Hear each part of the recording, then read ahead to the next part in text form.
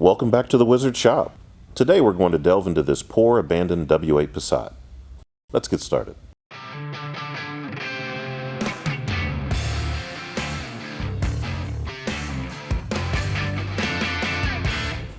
Bruh, there can only be one Bug Ninja. There can only be one? There can only be one. Stop Okay. trying so hard. Okay. I'm trying to get that voice, but I guess I'll never have it. It won't happen. It won't happen? Okay. Well, this is a 2003 Volkswagen Passat, but it's not just any Passat.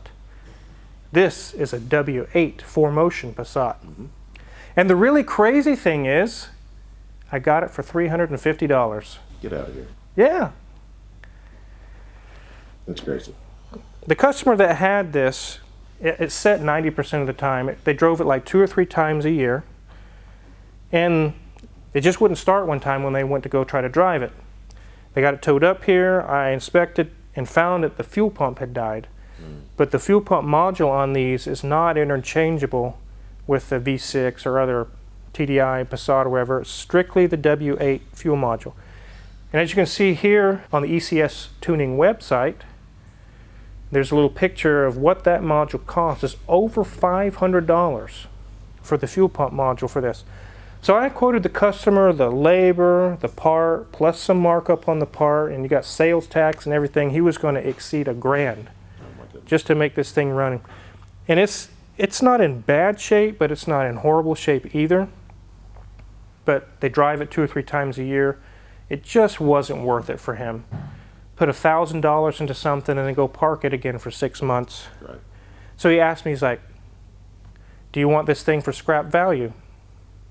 I was like, well, that's probably $350 or something. It's not worth a whole lot. He said, sold. So I got this dumped. That's not really dumped on me, but they abandoned the whole car. Right. So that's why it was kind of abandoned. The W8s, I think they have, what, 270 horsepower or something like that? Yeah, and as I kind of tried to wrap my mind around how I felt about the W8, it's kind of bittersweet. When you compare this engine, which was kind of a technical marvel at the time, when you compare it to the current 3.6 liter VR6 that Volkswagen is offering in Passats and other cars, the VR6 makes as much, if not more horsepower, smaller displacement. Smaller displacement, yeah. That really seems to be an ongoing theme with cars, modern cars. As you get in 2019, 2020, they got 4 cylinders, and V6s is putting out power of V8s and lots of power. Right. So what was really cool in the day is not as cool as it once was. No, but there's a sweet part to it. What's that? Right.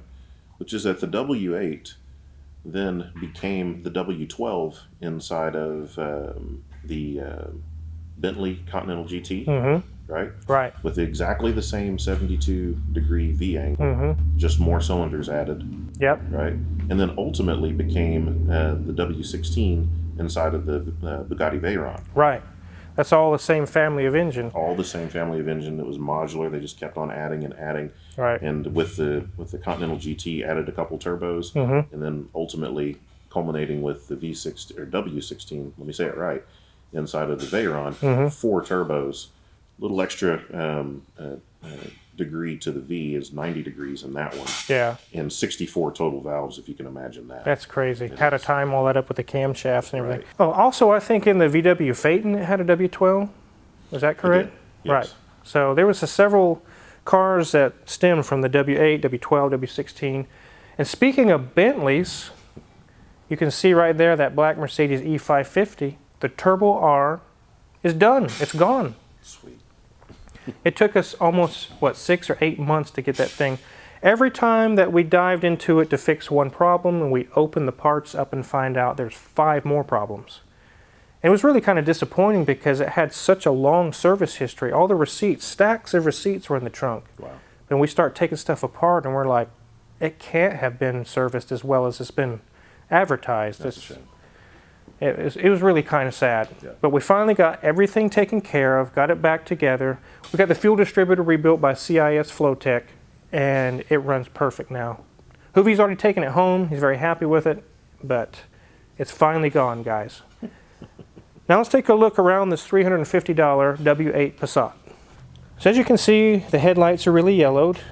You can see that this insect didn't make it out of its imprisonment. It died in prison. Mm-hmm. And the paint it's okay. You can see it's been sitting for a long time. It's just dusty and dirty. It looks like it may have even been painted on the hood at one point in its life. Yeah, it could have been. It's not dented or beat up on this side. The wheel covers are rubbed off, or the VW emblem's missing. The tires are okay. When we got this car here, Bug Ninja, the whole side was covered in like road salt. Like it'd been parked outside of their house, and the salt sprayers in the winter would drive by. They just soaked. You could see.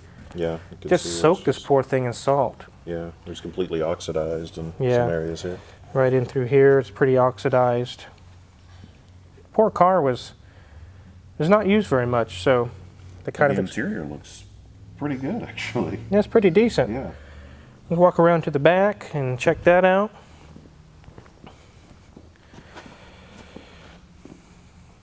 As you can see, it's designated the W8 4Motion. So that's the all-wheel drive version of the Passat. Yep. Mm-hmm. I always thought the Passats had the nice taillights. The rear of the car looked kind of nice. The Passat was always kind of the odd duck of the Volkswagen range, you know, even going back to cars like the Quantum, Mm-hmm. right? You know, the Quantum, which was this vehicle's predecessor, you know, was the car that was the 5-cylinder VW, where all the other ones were 4, Right. right? And you know, even with the Passat was the vehicle that debuted the VR6. Mm-hmm. Now it's more popular inside of the Corrado, right? But the Passat is where that started from, Okay. right? So the Passats, in some ways, were always the cars that kind of ushered in the new technology. So the W8, Right. you know, just kind of went along with that tradition. As far as Passats go, would you consider this pretty rare, being a W8 4Motion, or do they make quite a bit of them? It is a car that's kind of rare, Yeah. right? Even more rare in the W8 lineup is if you can find one in a wagon with a stick, Oh, wow. right? Because That'd they be even made that car. Yeah. Now, there's enough of an enthusiast base that there's even some performance exhaust options for this car. Mm-hmm. It really makes it sound good, right? Mm-hmm. But the Passat in general was always an interesting car in the VW lineup, but also tied into Audi. In some circles, they said that the progression for the Audi owner was supposed to go Audi A4, Passat, then Audi A6 and A8, right? Because otherwise, this car is, for all intent and purpose, an Audi. An Audi, yeah, with the W8 in it. Mm-hmm. All right, let's continue on around. You can see it's got a couple little dings here and there, but it's not beat up all that bad. Nope, I drive it. For $350, I can't complain. No, me either. The turn signal bulb looks like it's lost some of its orange color and it's spread all inside of there. This side has both VW emblems. I think what I could predict what happened here is this side didn't get the salt wash all over it. This is the side that wasn't facing the street. Right. Yeah, so again, I was saying that the interior looks like it's in pretty good shape. I'm not a big fan of the wood trim, but you know, again, 2003. Think about the automotive world at that period of time. Everybody was trying to go upscale, packing bigger and bigger engines and smaller cars. So around this time, everybody was trying to put a V8 in something, and really trying to go upscale with their offerings. So, not surprising seeing some of the wood trim and things like that in here. You know, this was also the era where Volkswagen started to phase in, you know, some of those rubber-coated switches and things like that. Those things would wear over time. This one looks like it's in really good shape. Again, it's not too bad for what I paid for it, huh? No, I'd drive it in a heartbeat. A pretty decent car, I guess, for the price. Mm-hmm. Let's take a look under the hood. As you can see, it's quite compact. Absolutely. That's the whole idea between the W series of engines, is that it can fit 8 cylinders or 12 cylinders into a small engine bay. And the way that they did that was that they have 4 cylinders here that are staggered 15 degrees from each other on either side of the engine, and it's only a 72 degree V here, so it's very compact this way and this way. The original VR6 engines that this is based on were able to fit in the space of a 4-cylinder. These are able to fit in the space of a 6-cylinder. Right. When you get all the way up to the V16, it was able to fit into the space of a 12-cylinder. Right. So really a marvel in design. It's really kind of a neat engine. Mm-hmm. And all these engines, all the way up to the 16-cylinder, are all sharing one crank. One crank. Mm-hmm. Amazing. So you can see in this picture here, this is a bare engine block of the W8, and you can see that it doesn't have the cylinders in a row like your typical Chevy American V8 or whatever. They're staggered, like Adrian was saying. And it's the same scenario on the 12-cylinder and on the 16-cylinder. They can really make it short. And you can see in the video when we just showed you here a minute ago, it's short like a little 4-cylinder. You can fit your hand around the whole engine. There's a whole lot of room in here. When we got this car, we knew we had to do a fuel pump on it. So I did purchase a fuel pump and put it in, and that got the engine running. We went and drove it and had a few little issues here and there. The brake rotors needed to be resurfaced because they was just so crusted and rusty from the salt spray. Imagine that. Yeah, it was really bad. Yeah. But we went and drove it. The heat works, the AC works, cruise works, it drives good. It needs some new tires because it's set so long, it's got flat spots. Yeah. Once we get everything sorted on this, Dave in the office has a sister the car is broke down. She really doesn't really have much going on as far as to be able to get another car. So Sure. Probably just going to donate a W8 Passat. That'd be kind of an odd car to get donated to you, isn't it? Yeah, a real premium automobile. A premium rare bird. Absolutely. But that really speaks volumes about how much care you have for people, David. That's awesome. She'll have a cool car and I'll be able to get her back on the road. It might last a year, 2, 3 years. I don't know how long this will last, but it'll be free to her. So, Absolutely. and it runs and drives. So if this car was getting donated to you, what kind of mods would you do to this engine? You're really heavy into the VW mod world. I am probably not as much on the W8 as I would be if I had a VR6 or something like Right. that. But something like this, I would lower it because there's a ton of suspension modifications for Passat that are out there. I would add a nice stereo to it, tint the windows, and probably add an exhaust to it, plus wheels, obviously wheels. That's wheels, yeah. Because again, for all intent and purpose, it's just a Passat. It just has a really cool engine in it. Yeah. I don't know that there's even much of a market for aftermarket performance for these, is there? There really isn't. Really isn't? And I think that speaks to demographics. Right. The person who was purchasing this car probably wasn't going to go and modify a car like they would if this had for example, if this had a VR6 engine in it or anything like that. Right. Well, let's get this thing up in the air and actually take a look at the 4Motion system and see what it looks like underneath. Sure.